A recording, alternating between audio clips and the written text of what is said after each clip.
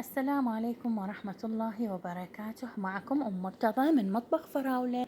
اليوم أقدم لكم طريقة عمل تشيز كيك بالفرن. المواد اللي أحتاجها: بسكت سادة أي نوع، ربع كوب سكر أطحنهم، قالب زبد قياس 200 غرام أذوبه على النار، أحضر قالب قياس 25 قالب متحرك خاص بالتشيز كيك، وأخلط البسكت والزبدة، أقلبهم إلى أن تتشرب كل حبات البسكت من الزبدة المذابة. أفرغهم بالقالب وأضغطهم وأدخلهم للتبريد.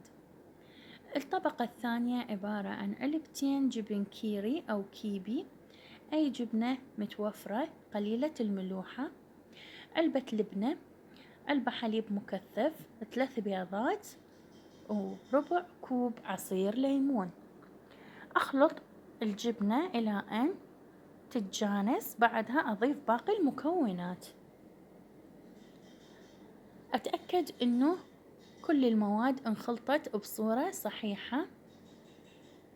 أبقى أخلط بيها إلى أن أحصل على خليط سوفت خالي من أي تكتلات، طبعا بضغطات متفرقة، وأخلطه بين فترة وأخرى حتى أتأكد أنه الجبن تلابس ويا باقي المواد. صار عندي بهذا الشكل. أطلع القاعدة الطبقة الأولى من المجمدة وأضيف عليها هذا الخليط.